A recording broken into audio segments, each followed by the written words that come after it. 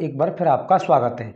चलते हैं आज की नई बात के साथ। आज का भाग है भाग नंबर 8, जो हमारी यूपी पुलिस की और आरआर मतलब रेलवे की दोनों की जो टेस्ट सीरीज चल रही है मैथमेटिक्स की, उसमें कौन सा पार्ट है आज? 8वां पार्ट है, मतलब 8वां भाग है आज। तो देखो, हमने ध्यान रखा है कि यूपी पुलिस में और रेलवे एग्जाम में आपका एक भी क्वेश्चन गणित का छूटेगा नहीं। इस टेस्ट सीरीज के अंतर्गत हमें सभी क्वेश्चनों को शामिल करते हैं। तो देखो, आज के क्वेश्चन क्या है हमारे। पहला क्वेश्चन हमारा कि 100 पुस्तकें खरीदने में जो निवेश किया, उनमें से 65 बेचकर उसे वो राशि वापस मिल गई, तो लाभ परसेंट ज्ञात करो। तो देखो, 100 वस्तु हैं। 100 वस्तु मतलब पुस्तकें। खरीदना का मतलब होता है आपका क्रय मूल्य। खरीदना का मतलब होता है क्रय मूल्य। इसमें कहता है 65 वस्तु बेचकर मतलब होता है विक्रय मूल्य। इसके बराबर है, मतलब ये किसी ने 100 वस्तु खरीद के लाया, तो उसने 65 वस्तु बेच दी, तो उसके बराबर इसने जो खरीद के लाया था उसके बराबर उसको राशि प्राप्त हो गई।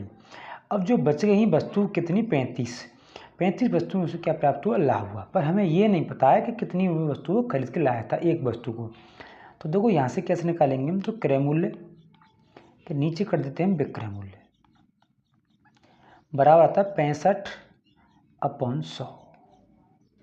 यहाँ से थोड़ा सा और सरल करेंगे तो 5 से 5 गुना 5 और 5 15 और 5 दूनी 10, तो ये निकल के आता है। इससे क्रय मूल्य 13 रुपये और विक्रय मूल्य कितना होगा? 20 रुपये। तो डिफरेंस कितना आया इसमें? 7 का। कितना आया? 7 का। 7 का क्या है? लाभ। तो लाभ 7 का होगा, ऊपर 100 आएगी और नीचे आएगा आपका क्रय मूल्य। क्रय मूल्य कितना आएगा आपका? 13 रुपये। क्रय इसका कितना? 13, मतलब 13 क्या है इसका? क्रय मूल्य। नीचे कितना आएगा आपका? 13 क्रय मूल्य आएगा। अब इसको गुणा करेंगे तो कितना आएगा? ऊपर 700 और नीचे आएगा आपका 13। अब इसको डिवाइड करेंगे। देखो, 13 में कोई ऑप्शन है, यहाँ 2 दे रखे हैं, 53 और इधर का 49। अब देखते हैं, इसमें भाग देते हैं पहले। तो 13 पंजे क्या होते हैं? 65, तो 5 आती। देखो 5 आ रही, तो ऑप्शन हमारा यही मिल गया। अब देखते हैं अगला क्वेश्चन। अगला क्वेश्चन कैसा है? अब देखो, 32 वस्तु हैं। 32 क्या है? ये वस्तु यहाँ दे रखी है आपकी 32 वस्तु। तो 32 वस्तु दे रखी हैं, 32 वस्तुओं का विक्रय मूल्य। तो ये क्या दे रखा है आपको? विक्रय मूल्य किसके बराबर है? 38 वस्तुओं की लागत। लागत मतलब क्रय मूल्य।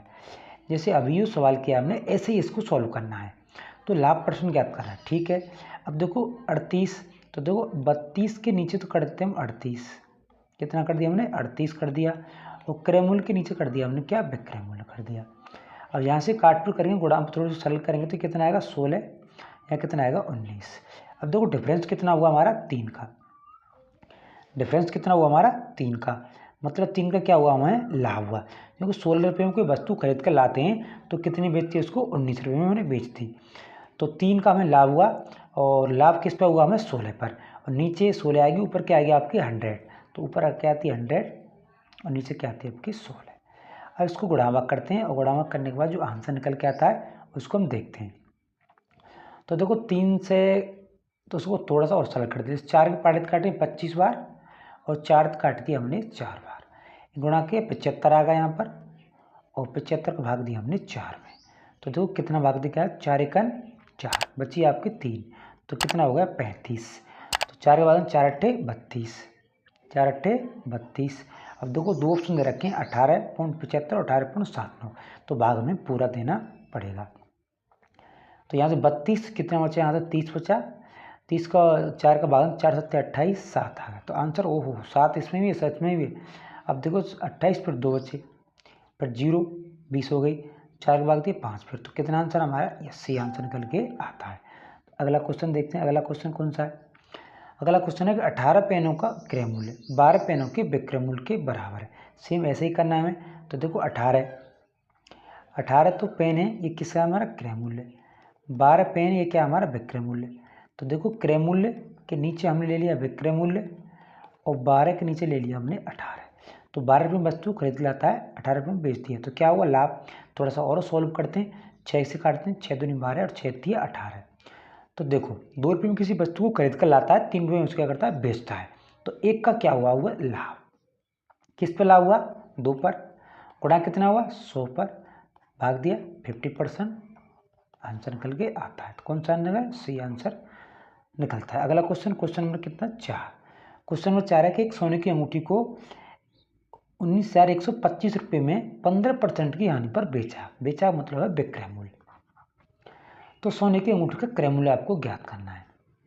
तो देखो विक्रय मूल्य का सूत्र होता है हमारा क्रय मूल्य। अब लाभ दे रखी है, हानि दे रखी है, तो हानि 100 में से घटाएंगे तो हानि लिख लेते हैं यहाँ पर, और नीचे क्या था 100।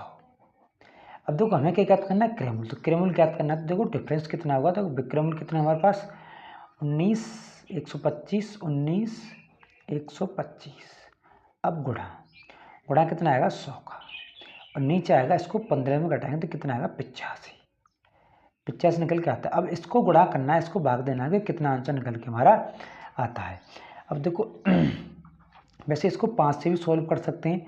5 से सॉल्व करने के बाद जो आंसर निकलेगा उसको देखते हैं। जैसे 5 को हम काटेंगे, इसको जैसे 5 से काटा हमने ये वस्तु, तो ये निकल के आती है, देखो लमसम ये निकल के आती है 2, 2, 5।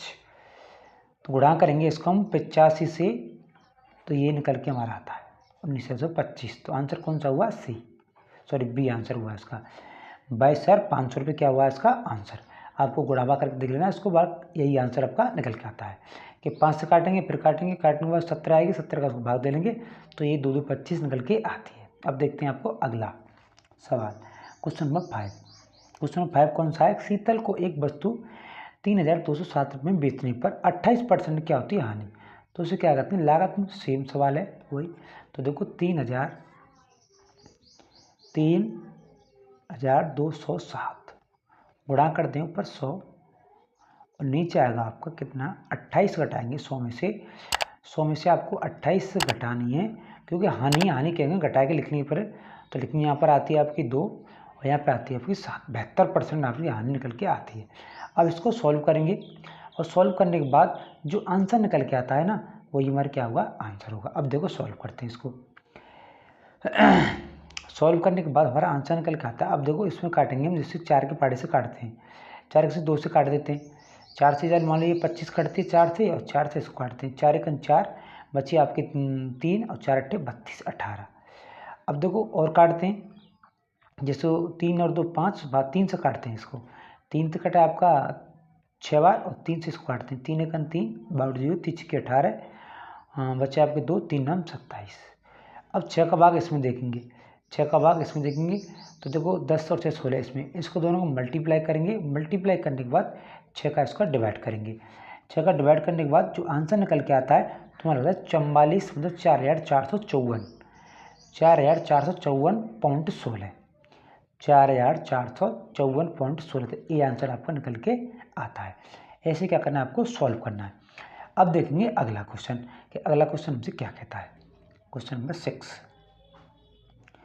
क्वेश्चन नंबर 6 है हमारा कि एक दुकानदार ने एक वस्तु को 400 रुपये में खरीदा मतलब क्रय मूल्य दे रखा हमारे पास कितना 400 रुपये। अब देखो वस्तु का विक्रय मूल्य 320 रुपये, 320 रुपये, तो 80 रुपये क्या हुआ इसको हानि हो रही है, इसको क्या आ रही है हानि। तो देखो हमें क्या निकालनी है, यहाँ पे हानि परसेंट निकालनी है। क्या निकालनी है हानि परसेंट। तो कैसे निकालेंगे, हानि कितनी है 80 रुपये गुणा 100, और नीचे आपका क्रय मूल्य कितने खरीदी वस्तु आपने 400 रुपये में, तो ये 00, ये इसके 2 बार 20 आंसर आएगा। 20% क्या है इसका हानि परसेंट निकल के आता है। तो कौन सा आंसर हमारा आंसर नंबर ए। तो प्यारे बच्चों आज का सेशन हमारा यहीं पर समाप्त होता है।